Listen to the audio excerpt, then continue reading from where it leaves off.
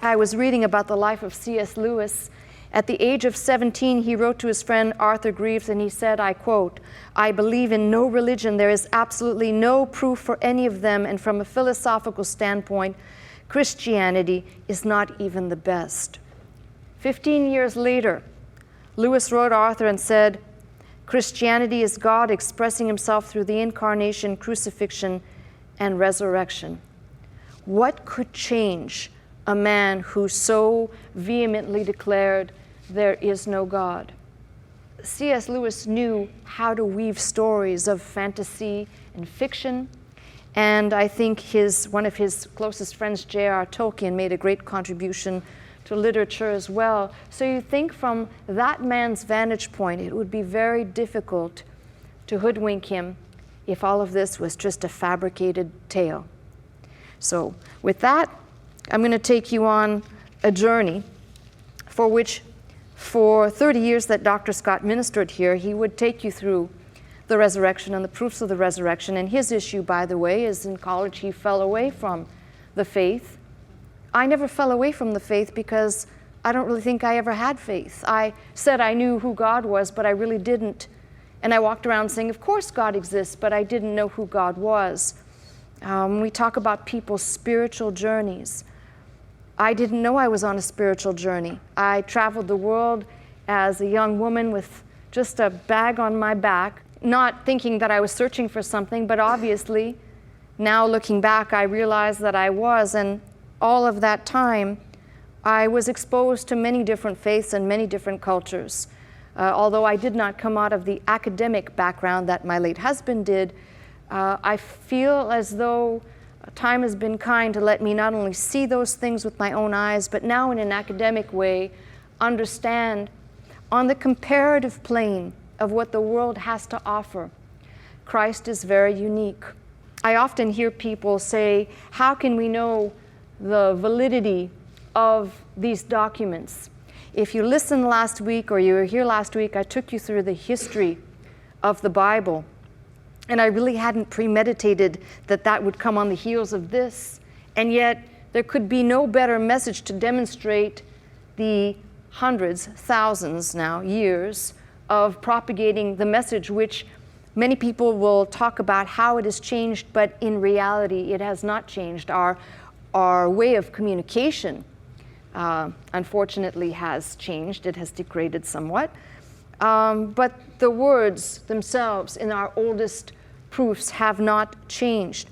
So I have a random question, and the random question is, if we date these, we'll speak first about the Gospels, if we put these at no more than 40 years after the death of Christ, why do people look at these records and have issue with their historical credibility? And yet, historians such as Plutarch and Arrian record the life of Alexander the Great some 400 years after his death, and these have become the staple of accepted history.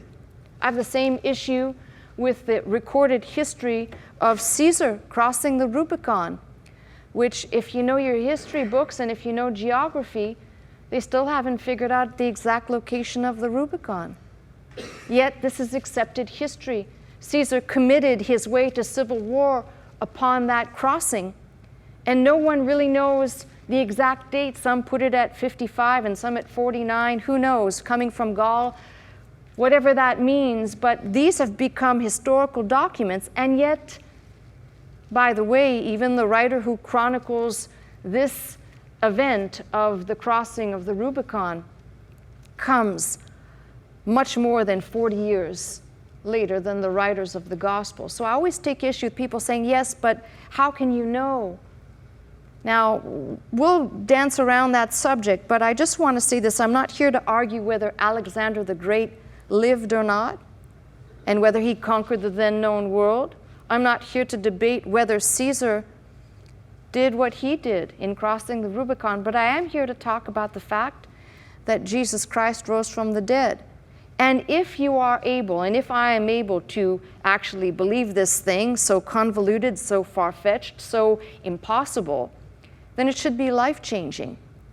Now, I'll say one last personal perspective, and the personal perspective is I wrestle with this constantly when I meet up with both people who have been in this church or who are still in this church, some hanging on by just a little fingernail grip, and they forget, if these truths are so, then everything else that Jesus said you can put all your weight upon and your confidence can be built. I have great issue with people who say, yes, I've heard this message before, and they didn't hear what Dr. Scott said at the close of his message, which I will say at the close of mine.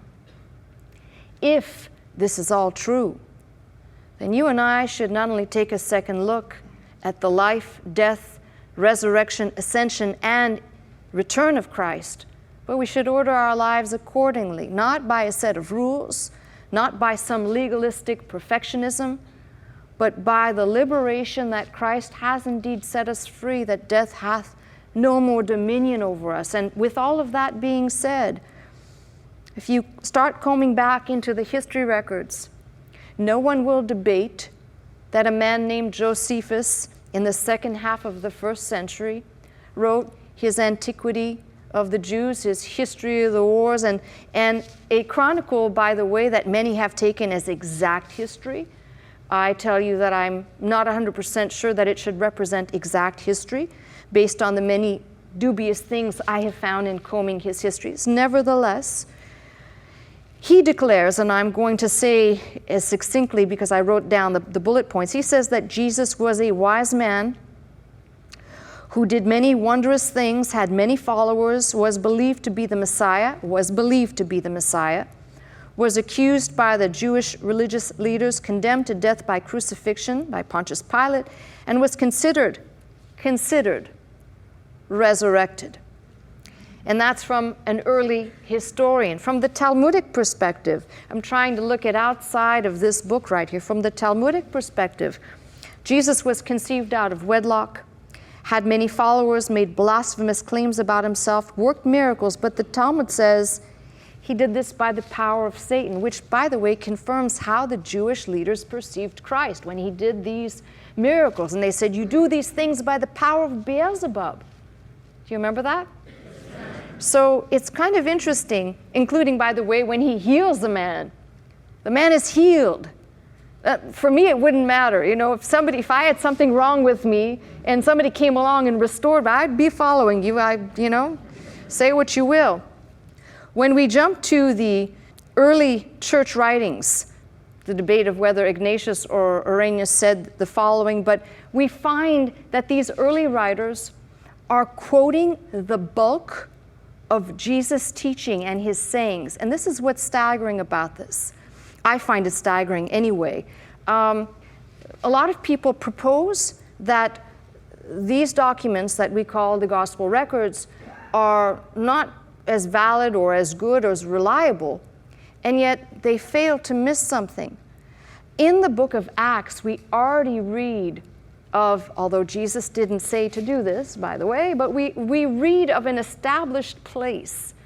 Acts 8 and Acts 15 and so forth, we can read of established places, Jerusalem as the epicenter, and several strange encounters, meetings, if you will, of people who already had kind of taken the place as ensuring that broken telephone,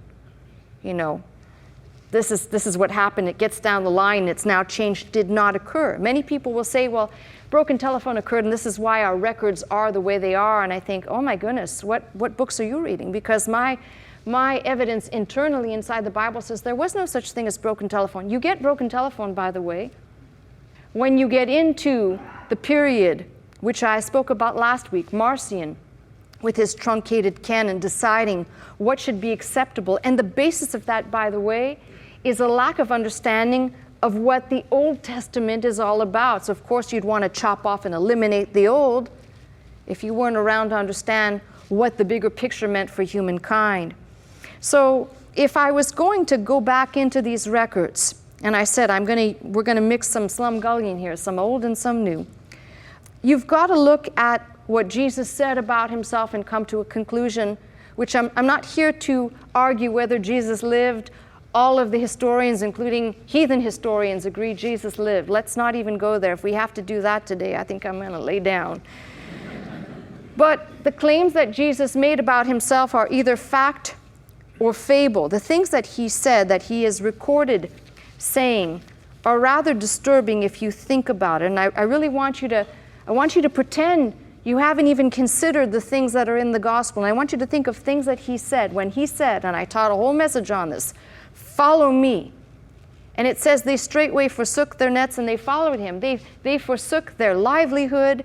They forsook family. They forsook everything. And it says they straightway followed him. Now, you know, this is why I'm very careful when I tell you, follow me as I follow Christ. But don't you dare start following me as I am an individual and I can go off the beaten path sometimes. Don't follow me alone. Follow me as I follow Christ. But Jesus claims, he says, follow me and essentially I'll make you something you're not. I think if I told you that not Jesus, but I was going to make you into something you're not, you might say, okay then. You know, when men and women enlist in the Army or the Navy, that's kind of true. They become something that they weren't before. You become valiant, you learn how to fight, but the inner fiber is not completely changed as Jesus was describing, something that you're not. Jesus says, if a person looks back after he has started or she has started following him, they're not fit for the kingdom. Now, what becomes the acceptable Jesus of our day, this is not acceptable.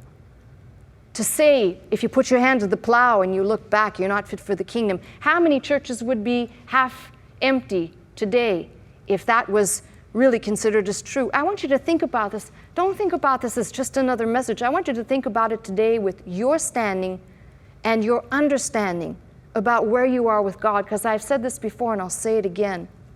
That's my most important concern.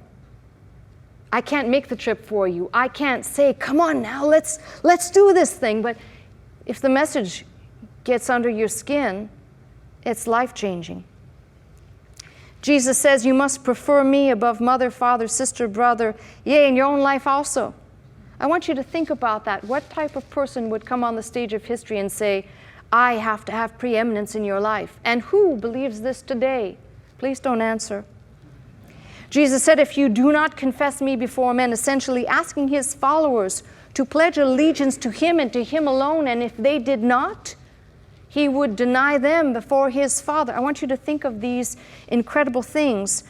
And if these sayings, by the way, remain only sayings, then you can put them alongside the sayings of Confucius or the sayings of Buddha, and they'll remain simply sayings. But if they become the fabric of your being, you will look at these scriptures and his claims, which are quite radical, in a different light. The other claim that he made was in relation to the relationship he had with his Father. Everywhere I travel, people say, let's talk about the Lord's Prayer. They don't mean John 17, they mean Matthew 6, our Father. But Jesus never prayed that prayer. He told them, when you pray this thing. His prayer to the Father is in John 17, and he says, Father. He doesn't say our Father. He's speaking in a personal relationship. Now, we have that personal access and relationship. The book of Hebrews tells us we have access. Romans tells us we have access because of him. But at this moment in time, he's saying he's got a special relationship with the Father that you and I and the disciples don't yet have. That's pretty staggering. When Jesus spoke, he spoke with absolute authority. The Quran suggests that Jesus was just a prophet. If any person reads the Old Testament prophets, they will see how the prophets spoke. The burden of the Lord came to so-and-so. And the Lord of hosts said and spoke or gave the message. Jesus came and he said, you've heard it said, but behold, I say unto you.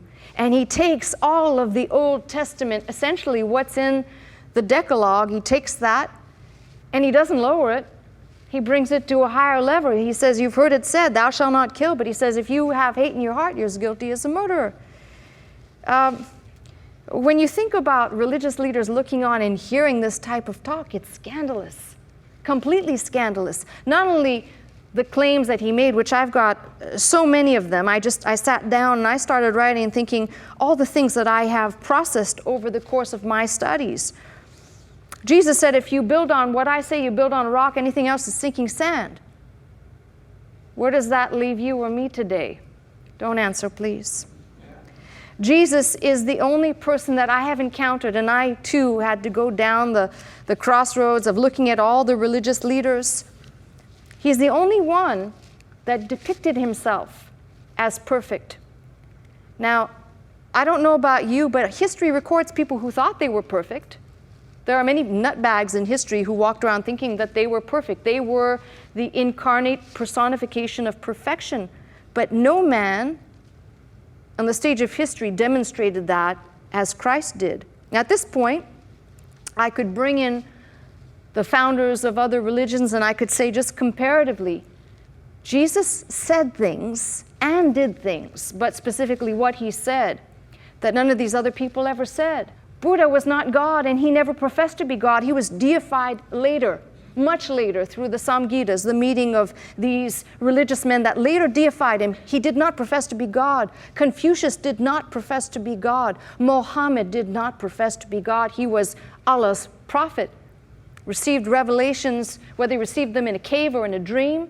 Some people said he received them by jinns, by demons, and others by angels. It doesn't matter. None of these holy men, and they are all good men, regardless of what people's perceptions are. Their whole idea was to lead people on a path through some better life or some better plane of thinking, philosophically or spiritually. But none of them said or did what Jesus said or did, putting all of these statements, if you think about it, out there and very out there. Now listen, every mother in Israel, when Jesus was born, every mother in Israel thought they were going to give birth to the Savior. That goes to show you how little people knew about the scriptures, by the way. But what I want to say to you is that all of these concepts, when people talk about proofs and ideas and statements and things that Jesus said or he didn't say, or the things he did or he didn't do, there's something that is profoundly important. Without this whole book, 66 books, there was no New Testament while Jesus walked the face of the planet in the flesh. But the whole 66 books give us the whole picture. So imagine if you were and I were in the time that Jesus walked the face of the earth and he was saying, there's something wrong with humanity that only my death can fix, and I'm foretelling of it. I'm foretelling you that this is going to happen. Now listen, I know you've heard this before, but if you went around saying that and you told me you were, with specificity, not just something ambiguous, but with specificity, if you told me that you were going to die and 3 days later you came out of the tomb, you and I'd be sitting down and boy, oh boy, I'd be sitting at your feet listening to every single anything that came out of your mouth. He's the only one that makes these claims, and if, by the way, they are true, then it's not just radical, it's life-changing. When they came to Jesus, they said, give us a sign. He said, there'll be no sign except the sign of Jonah, who was in the great fish's belly 3 days and 3 nights. And just recently, I was reading a church father's interpretation on Jonah, and I sat back and I went, whoa, that's pretty staggering, because this church father observed something. He said, you notice how Jonah was essentially vomited out on the beach or wherever he was vomited out, but his flesh was not corrupted. And I began to think that's exactly what Jesus was saying. He did not experience, as Psalm 16:10 says, corruption. There was no corruption experienced, nothing that decayed, if you will. So that the type of Jonah is even greater in its understanding, if you understand what he meant by that. Okay, so I move on to some other sidebars that I think are important. If we were to line up Jesus with other people on the stage of history, you would not find individuals professing to know what heaven was like and speaking with first-hand information. When Jesus says, when somebody repents, Luke 15, when somebody repents, when somebody turns back to God, the angels rejoice. How did he know that, except that he was there? He said, I saw Lucifer fall. Hello. You know, if you start telling me that you were before Abraham was, you were, I'd be saying, really? Oh, that's kind of crazy. How's that even possible? That's like saying you have to be born again. How do you get back up in there?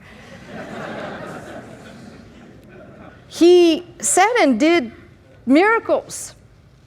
He anticipated his return. He also anticipated a gap in his return. He said, when the Son of Man returns, will he find faith? He said many things that if you were starting to look at, you'd say, anticipation of something. They came to him and they said to him, why do you call me good? No one can be good except God. All of these little booby-trap statements that if you read carefully, you find he's saying, hey, wait a minute, if you're going to say this about me, then you must be saying that. I am God. But, you know, to the religious mind, that's not a possibility. Now, let me just take a sidebar for a minute and talk about what Jesus did before I get back to the things he said, because I was determined I was going to do this. But the things that he did, and the things that he did are radical. Don't just talk about what Jesus said, talk about what he did. Jesus starts to perform miracles. Here's something that I've often wondered why people don't see this. The bulk of the miracles were not performed privately. In other words, and when they were performed in a more private setting, those people who were healed or something happened, they took off. But think about it. The first miracle happens at a wedding. How many people do you think were there when he changed that water to wine in a public setting? The feeding of the 4,000 and the 5,000. So when people say, oh, come on, oh, Dr. Scott used to do this circle thing. You know, miracle can happen because miracles don't happen, therefore they can't happen. Go back and study people like David Hume and the people who said miracles are impossible. Well, then I guess you and I have no paddles and nowhere to go, okay?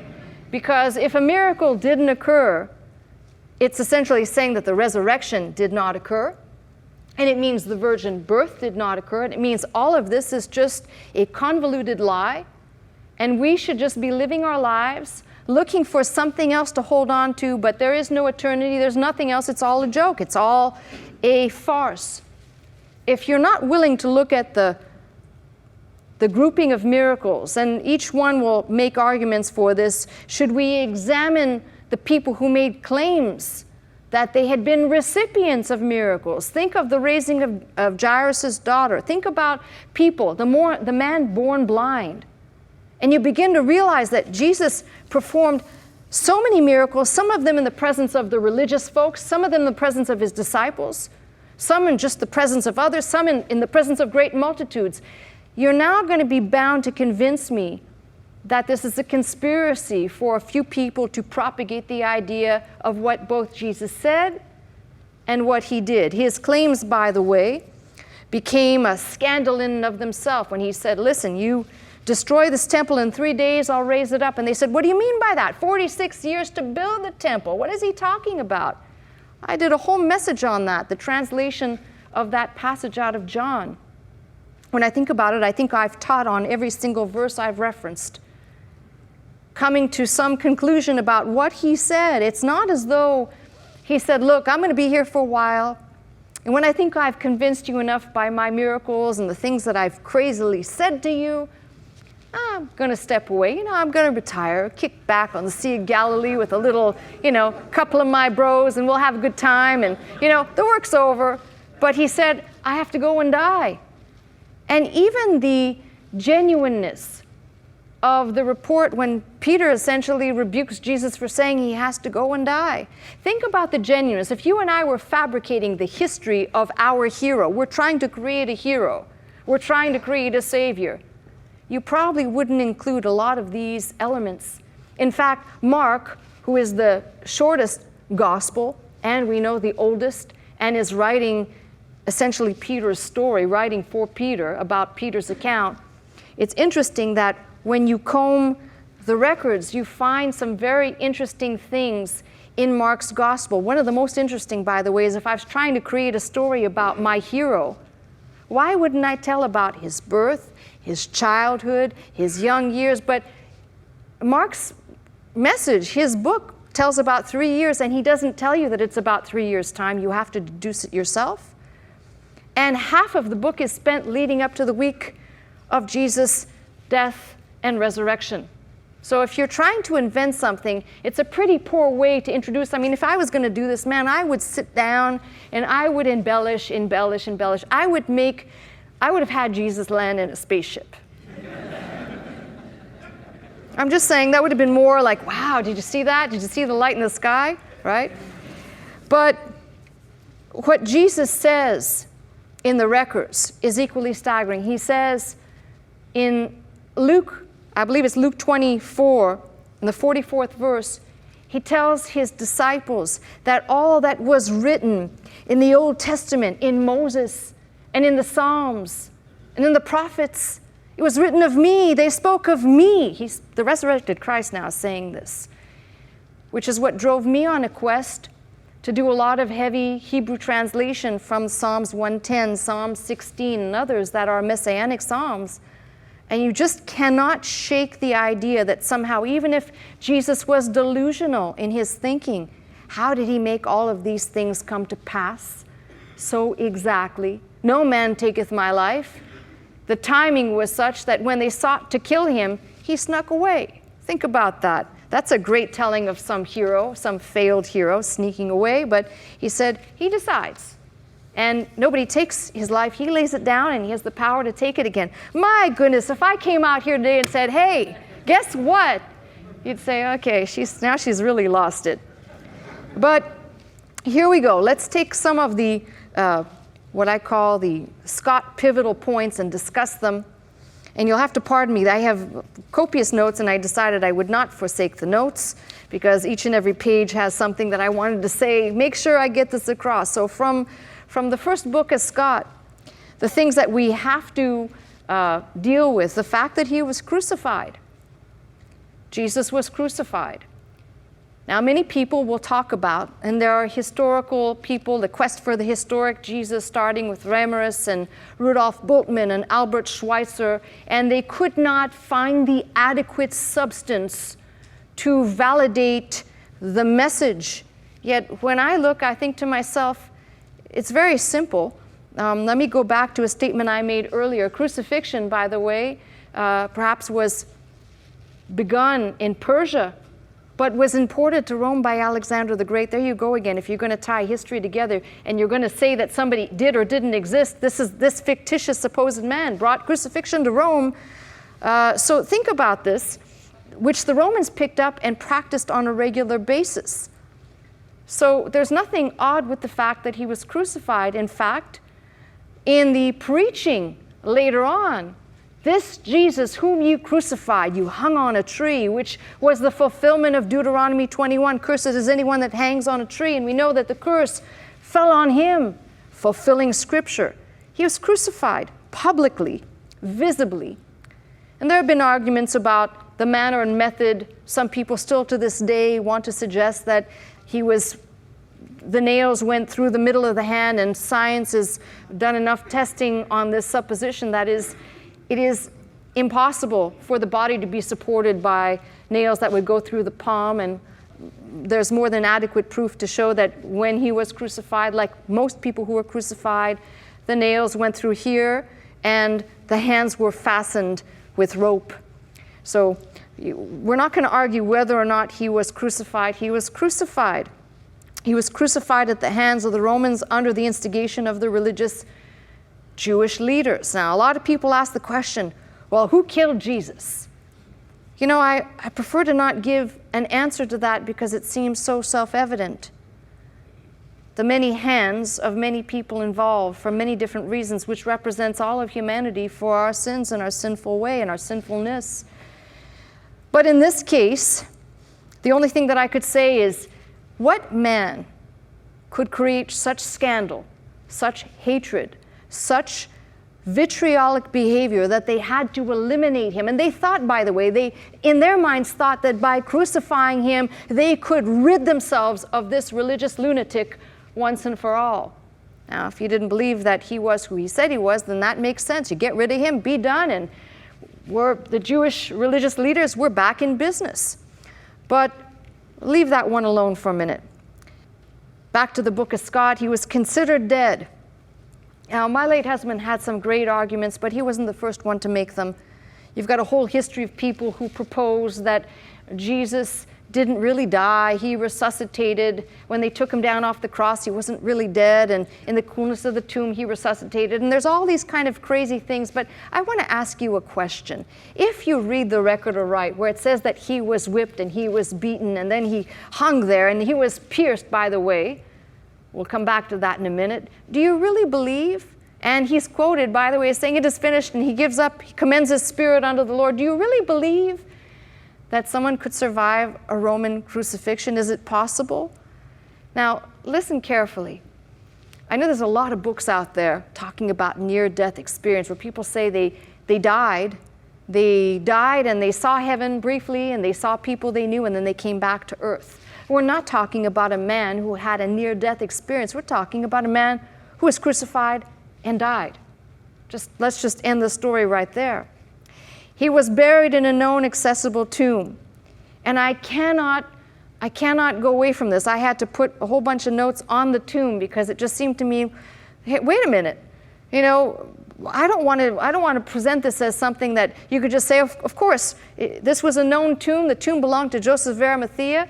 We'll come back to the tomb in a minute because there's too many things wrong with people arguing about the fact that either they went to the wrong tomb or they didn't know where the tomb was or they couldn't figure out. We'll come back to that. They preached, the disciples did, in the same place where he had ministered, raised, ascended, and that the tomb was empty. Not one of these components, as you look at the different writers, say anything different. I'd say the coherency, the coherent parts that all agree, and they're all saying the same thing. So you've got to kind of put that in your brain.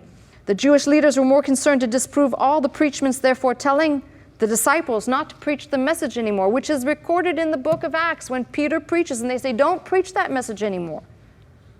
Why would you want to shut somebody up? Unless you had something to worry about. Let them fall on their face, like somebody saying, oh, tell that woman Scott to shut up already. You know, well, if I'm not who I say I am and God didn't raise me up to preach, then let me fall flat on my face and you can all go away saying, see, she doesn't know a thing. And that'd be your problem, by the way, because I think God did a good thing in picking someone who didn't want to have the responsibility or couldn't even imagine standing here. I'm standing here talking to you right now. Never mind. Now, I want you to think about this. All the people who preached, we know this, all the people who preached that Jesus died, rose up, and ascended, they all died terrible deaths. And I want to ask you the question. You've seen in a microcosm 11 years of me standing in the face of people ridiculing and being cruel and mocking me and saying things, and I haven't left. Mind you, I'm not God, but you have to be really committed to something, either super delusional or super committed to what you believe to stand in the face of that adversity. Now, no one has tried to crucify me or to drag me through the streets and flame me, although that could happen one day, I suppose. But that wasn't humor, but it was. But what I want to say to you is all these people kept preaching, and they kept preaching in spite of. And that, to me, you know, if it was just a mistake, and I can see, I really do, I can see how if Jesus wasn't who he said he was, and it was all a big mistake, and Jesus was just a fraud, I could see those people banding together and saying, look, let's just keep it together until we all die or we're killed, and no one will ever know. But it doesn't make sense when you consider the centuries and people who are eyewitnesses to the eyewitnesses who then begin to preach, and the eyewitnesses to the eyewitnesses. And then we look at the church and the foundation of the church and the spreading of the gospel, and it becomes virtually impossible to have people go on and preach this fraud if there wasn't something radically life-changing about the message. And that, to me, is a great substance, if you will. All of these facts that I've just said, and I believe they are facts, should be accepted in order to validate when we go down the line of looking at how to make sense of all these things. And you can present facts, and then people walk away and say, okay, but what do I do with this? How does this even move me? Well, the reality is one of these facts will be latched onto more than others. I know mentally that's what I did. when I first heard Dr. Scott preaching about this. I latched onto the fact, not all these other things, it was the fact that it was impossible that these people could have kept going for the sake of a lie, for a fraud and a phony. They really believed who Jesus was, and they believed in what he stood for and who the claims that he made. They had to be realistic, or they also were crazy. So let's look at some strange propositions regarding all of these facts that I have just suggested. In putting down the facts, many people, beginning in Matthew's gospel, with the Jewish religious leaders, said that the disciples stole the body. Now, of all of these things, of all these theories, to me, that's probably one of the most ridiculous ones. And I'll tell you why. Because even if they stole the body to cover up the fact that Jesus didn't raise from the dead, they'd still have to put the body somewhere. And Jewish law still ruled the day, and there were certain things governing how to handle a body. And if you are familiar enough with the way Jews handled the body, you know there's no way that they would, a la Jesus seminar, throw the body out and let dogs devour it. There's no way that they would have burned the body. They did not cremate. So you're left with, the body would have had to have surfaced somewhere. Even if they buried the body, the risk that somebody might have seen them. We think about internet, and we think about technology. But I want you to think about in that day, some guy lived under a tree and he sold date nuts to people along the way. What's the statistical probability that they could hide the body, steal it and hide it? And by the way, I jumped to something else. If I was going to look at somebody who's more suspicious than others, I jumped to the women, not the men. If I was going to accuse somebody, it would not have been the men, it would have been the women. Why? Because they were there when the preparation for burial was occurring. And women are slightly more emotional than men, and I could see them saying, no, this can't be. But there's a problem with that. It's a glaring problem, which is when they rolled the stone in front of the tomb, and it says that it was perhaps, we now know, maybe somewhere in the place of a ton or a ton and a half. Those women did not move that stone. There's no way they stole that body. So forget about that. Forget about the disciples, because that's also ridiculous. The Jewish leaders wouldn't have stolen the body because somebody in their camp would have been glad to parade that dead body through the streets and make fun of this supposed savior of the people. The Romans stole the body is equally ridiculous because they have no stake in this matter. They just participated in facilitating. Okay, who do you want released to you? Do you want Barabbas or do you want Jesus? Give us Barabbas. Oh, we don't want Barabbas released and they want Jesus crucified. Okay, that's it. We have no more involvement. We're done. So why would they have anything to do with stealing the body? Furthermore, this is all these little points that I like to kind of digest. It was at the behest of the Jewish leaders that they posted a Roman guard. So if the Romans stole it, they'd have to do two things. They'd have to remove the stone, and they'd have to remove the seal that was placed on the stone. And most people don't know the technique of sealing up something officially would require putting some type of a string and sealing it with a seal. That means that a Roman soldier would have had to have broken the seal, rolled back the stone, taken the body, and the penalty for that for a Roman guard would be death. Not tenable. Forget about that. That doesn't work. So let's go to the next one, which is one of my favorite ones. I know that Dr. Scott liked to talk about this. He used to say the women went to the wrong tomb. And what is the problem with that? Let's go back and let's backtrack. The fact, there are some severe problems with this. Remember, the women are standing by while Joseph of Arimathea, it's his tomb, that he is preparing spices with Nicodemus. Now, just hear me out for a second. Because, when you think you've considered everything, I want you to reconsider something. There's no way that the women could have gone to the wrong tomb because they were standing there watching the preparation, and they were there, at least one of them was there, when she said, they've taken my Lord, and I know not where they've laid him. So believe me, the women knew. Women always, even though we might be slightly directionally dysfunctional, we know. And there was a Roman guard supposedly placed there, which means the Roman authorities would have known where the tomb was. And the Jewish leaders in Matthew 28 say, they've already started the rumor of they've stolen the body. So by virtue of that, they had already acknowledged that the tomb was empty, but they also knew where the tomb was. So please don't argue about the women going to the wrong tomb, because when we get to the account of resurrection morning, guess what? Other people knew where that tomb was too. We have two disciples running to the tomb. They're not running randomly going, oh, is he in here? Is he in here? Let me check here. Oh my goodness, where are we going now? They went immediately to that tomb, right? They went straight there, so it's not as if there's some confusion. And I think when we talk about this tomb, you just got to settle the fact that there was an empty tomb. And you got to settle that right then and there. And by the way, I did have visions of the women trying to roll away the stone. But there's something I want to just say this one thing linguistically, and then I won't do any more language, I promise you. But there's one thing in the records that is quite staggering, and that is the word that is used for the stone, kuloi, and in one record it says apo, the stone was rolled away, separated, and another was ana, which tells me that how they closed the stone, how they put the stone, it had to be on an incline based on the Greek grammar. It had to be on an incline, which means it would have been even harder to move away, to roll back. So when you begin to look linguistically, and believe me, I had a lot of these, and I said, I won't do that to you, because I can talk about a comma, remember that.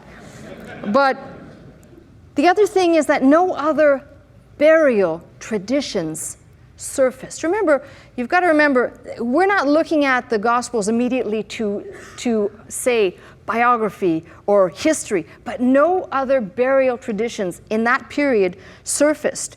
So what I want to say to you is, when you begin to look at all of these things, you think, with the empty tomb being the pivotal point, there is no body, and we must have a body of some kind. It's either got to be he's wearing it or it's somewhere, right? But thus far we have an empty tomb. So what we have here is the Jewish leaders wanting to put an end to the preaching. And the preaching begins with this, that just as Jesus said he would be crucified and he'd be raised up the third day, and sure enough, 72 hours later comes out of the tomb. And let's not even, some people say, well, but do you believe that there was a great earthquake and the ground shook? Well, absolutely. The power to bring up that life, that body from the dead, which is why Paul says, and that power that raised up Christ from the dead shall dwell in you. We're not powerless people. We have this indwelling of God's Spirit in us. So I ask you this one last thing, to go back to my idea of looking for tangible things or something to hold on to. Forgetting all the theories of body stolen, body being taken, or whatever else, and the wrong tomb theories, and forgetting the idea somehow that Jesus had a near-death experience, or he resuscitated, or something else happened to him other than he died, just as he said he would. Putting all of that aside, you've got to deal with the people around Jesus, not just the events of Jesus' death and resurrection, but in the supposed appearances, physical, bodily appearances, as people perceived him. There's something staggering that happens. And this is what I've lamented this. It seems to be the missing ingredient between the message that has been preached to you, both in Dr. Scott's 30 years of ministry, all the replays. We tend to think it's only the disciples that were cataclysmically changed, which is why I started with C.S. Lewis, because God is still cataclysmically changing people. You're looking at one of them, and I probably have a room full of people. Don't think somehow that you will to change, but if you will submit yourself to this truth, if you actually believe it's true, it is life-changing. And we begin by looking at the worst of these followers of Jesus, who is Simon Peter. And I think I have a couple of people around me that might fall into that Simon Peter category. He was ready to argue with Jesus. You know how many times I've had people ready to argue something with me? And I'm not saying that I know everything, because I don't, and I hate know-it-alls. But if you know something, like my hand is attached to my arm, and you're going to stand there and say, no, it's not.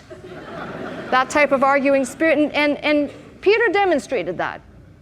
He demonstrated that spirit when Jesus began to speak of what needed to happen. And from the man who could not stop his mouth from going, impetuous. You know in the gospel story where Jesus is washing the feet of the disciples, and Peter says, "Oh no," and he says, "Well, if I don't wash your feet, you're not getting into the kingdom." "Okay, wash me all over." No, I have people like that. If they think that there's going to be something, then okay, then I'll do it.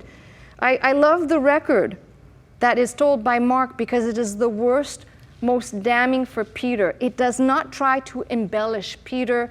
It does not try to make Peter Simon Peter as he is. He is recorded right there for us to see all of his flaws, all of his faltering, and I love that. But he is a changed man. Remember how in John, in the last chapter of John, I just was reading this morning, how Jesus was late and they were all fishing, and they don't know that it's Jesus yet, and Jesus speaks to them. And in that passage, Jesus says, King James says, "Come and dine." But I had to look up that word in the Greek, and it says, "Come and have breakfast." How many of you would like to come and have breakfast with Jesus? He says, "Come and have breakfast with me." I want you to wrap your mind around the fact that this man, when he knew it was the Lord, it's the Lord, let's go, right? And we have that beautiful exchange between Jesus and Peter. Knowing that Peter had so terribly failed, this to me is one of the most important things that I could tell any one of you, anybody listening to me who's ever messed up. Go back and reread what Jesus did and how he spoke to Peter, knowing, by the way, he foretold that he would deny him. He foretold of many things. I pray for you that your faith fail not, that it not be eclipsed. Jesus speaking to Peter. And it's Peter on the day of Pentecost that preaches the sermon that essentially birthed the church. When people talk about this, is this a hallucination of the disciples to wait 7 weeks and then follow the story and go and preach this message? But I want you to think about this. In the book of Acts, over 17 different tongues of people are listening to the sermon, and they can all hear, they can all understand, and they all come to the faith. You tell me that those people were part of this vast fraud and delusion. And I might, if you really believe that, and you can give me the proof, I might actually sit down and listen. Not. So, next of the men that I like to pick at here, but you know them all. You come to read about these men, and you come to know them so well through the scriptures, but you've got John. And I don't want to talk about James and John so much as John, sons of Zebedee, sons of thunder. Changed, by the way, John becomes the epitome of love. When we talk about the definition of love, read his gospel, read his message, and you see that throughout it spills over with a heart towards God and the love that is the love of Christ flowing through an individual. And by the way, I don't think it's an accident when all the disciples fled from the cross, John is the only one that stayed there. He's the one that Jesus said, essentially, "Take my mother. Look, there's your mother, take her and go." He's the only one that didn't flee, and he's the only one that lives out his whole natural life. All these others died terrible martyr's death. I don't know if that's a coincidence, but something to think about when the next time you think that life is getting too tough and you want to take a better road and flee from the sight of God. You might be fleeing at your own peril in more ways than one. But I love what is unfolded about John. And you can see the juxtaposition of personalities. And of Thomas, of course, some of you who have been in the chapel have seen the stained glass. That was my idea. We moved the glass, by the way, to this building, but where it originally was in the Hilasterion chapel. And I decided that was the image that I wanted because there was more doubting Thomases, I felt, around me and in this ministry. People who had heard, but gosh, they still needed that extra, could I just touch and put my finger there? So that glass depicts Thomas falling at his knees after Jesus subjects himself to the touch and feel of the wounds to know, my God, he is indeed risen. Changed man, always doubting, by the way. And I love that each one of these men goes off to far-flung corners of the earth to preach the gospel. The beginning, not the completion, of Matthew's Great Commission. To go ye into all the world and teach and make disciples, make learners. Go out there and teach them what I said, not what you think I said, not what you'd like me to say, but what I said, which unfortunately the church has faltered greatly in doing in these, what I think are these last days. We know we follow the disciples. If you really want a good read, it depends on what the definition of good is, but Fox's Book of Martyrs is certainly a good read if you want to know about all the people who from the time of Stephen, after then Jesus, and then follow the lives of all of these people to see how they all died terrible deaths for preaching this message. Jesus died, he was buried, he was raised, and he's coming again. So all of these people, we could take all these people and we could say, you know, Pastor Scott, what if this band that knew each other so well, so intimately, they, you know, even if they were in far-flung corners of the earth preaching this message and died a terrible death, don't you think you can provide something a little bit better to convince me? Because I'm still, boy, if you still need convincing now, but okay, here we go.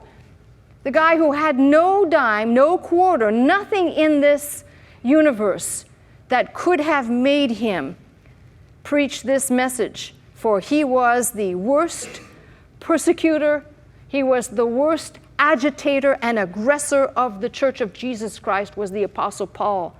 And his conversion experience is told of in Acts 9, where he has an encounter with the risen Lord and he is changed forever. And when you stop to think about it, it seems like all of these other stories we might say, oh, what they knew each other and they were buddies and, you know, I got you back, you know, I got 5, got 10, whatever you want to call it. But Paul, he had way too much to risk. He was supposedly a respected member of the religious Jewish community. So why risk it all to preach this silliness? Even if you had that experience, you might just want to keep your mouth shut, because preaching that message would be his certain doom, being cut off from the community. And indeed, he begins to preach that message. 2/3 of the New Testament is penned by him. And you have to ask the question, if all those men were lying, what on earth was Paul doing? Why did he even get involved? If it's just a lie and you just want to talk about it like that, but you have to bring it down to what I call, you'll have to forgive me, the editors who work on Dr. Scott's teaching, you'll understand why I say this. It's Dr. Scott's great proof that these men were not lying but telling the truth, as they all died alone in far-flung corners of the earth for this message. And it is impossible. You know, I've met people, by the way, who have founded their ministries. They're not going to like what I'm going to say. I know at least one who founded their ministry on a lie, telling everybody that they were the successor to this ministry and how they were ordained and they need to go out there, and all they did was, for the first 2 years of beginning my ministry, was backstab me, and when they finally left, took a bunch of people out saying, she's a fraud. And what I want to tell you is that Jesus Christ changes people for the better. You don't start a ministry on a lie and keep it going. God, by the way, he quashes, he cuts down, he eliminates the things that are lies, he exposes the truth, and when the truth is known, Jesus said the truth sets you free, and whom the Son sets free, he is the truth, is free indeed. So I tell you something, if this was all a lie, founded on a lie, it wouldn't have survived these 2,000 years. It wouldn't have made it. You could tell me about how things could erode and how the transmission of these documents. Tell me why a man like C.S. Lewis, who had no reason to be turned around, just like the Apostle Paul, becomes the greatest propagator in his writing. Mere Christianity, the problem of pain, joy, grief, Screwtape Letters, every possible writing that he did that professed and proclaimed the faith so boldly, from a man who said there is no religion, and Christianity, well, it's the worst. Tell me then, for you today listening to me, if all the information, if all these things are true, if Jesus indeed really did raise up from the tomb, and by the way, all of that which I just said, his raising from the tomb, his appearing, his statements that he would and he did, validate everything else that he said. And if that is validated, then I have something very certain about when he talked about death and dying, and he talked about life eternal. And let me know, and I pray you will come to this conclusion as well, that without Christ, if the Jesus seminar people were right and the body was just thrown out there and there is no body, then we have no resurrection promise, and our faith, as Paul says, is in vain. But this is not true. Our faith is not in vain. He did raise up, and I'm asking you today, this Easter, to take another look at Jesus. Maybe not so much through this last hour of teaching, but through the years you have been listening, to understand and to realize that God's power is still working today. It doesn't make people crazy and out of control, like some people tell you if you get possessed by the Spirit of God, you're rolling all over the place uncontrollably. But rather, take a look at these men whose lives were changed, and they did all things orderly, but they did it in the power of God. And if this is true, I will ask you the question, what think ye of Christ? What does Christ mean to you? Not what you might think of him simply in your mind, but what does it mean for your life? For me, the answer is he is Lord of my life. He is King of kings. He is risen. And I know that, I don't teach subjective things, but I know how the Lord has changed my life and the direction of my life. And I've seen it in other people around me. And this is not because somehow we are weak people wanting to believe something that is just not tenable and just not evidential enough, but rather we are people who have been, just like the disciples, cataclysmically and radically changed by the power of an encounter with the resurrected Christ. And by the way, when I think of that, I think of the song that the band sings, because he lives, I can face tomorrow. So when people say to me, what should I do in light of these recent events that have me shaken and I'm fearful and I don't know what's going to happen? Could something happen to me? Because he lives, I can face tomorrow. And because he lives, all fear is gone. Because I know he holds tomorrow. He holds my today. He holds me in his hand. As long as I remain faithful to him and faithing in him, he'll take care of me and he'll take care of you. And this Easter day, believe me, I don't need a day to celebrate the risen Christ. I celebrate him every single day, risen as the power evidenced in my life. But I ask you today, I pray earnestly for this, that whatever, even if it's just one crumb, one shred that causes you to go back to the book and reread again, might fortify you or do what it did to me, which is it hooked me. And I've never looked back. And I have no regrets because I realized something. Not only is this great unfolding of God's redemptive plan a reality and truth, but it still has the power. And people say, I'm powerless, and I succumb to things that have me bound. I say, then go back and pray and read exactly what happened here. The power of God's resurrection power, the same power that raised up Christ from the dead, shall so dwell in you. He is risen. Happy Easter, folks. I'm Pastor Melissa Scott, pastor of Faith Center, Glendale, California. I teach every Sunday morning at 11 a.m. If you'd like to attend services with us, simply call the 800 number, that is 800-338-3030, to join us. If you'd like to watch, listen, and learn 24 hours a day, simply log on to our website at www.pastormelissascott.com.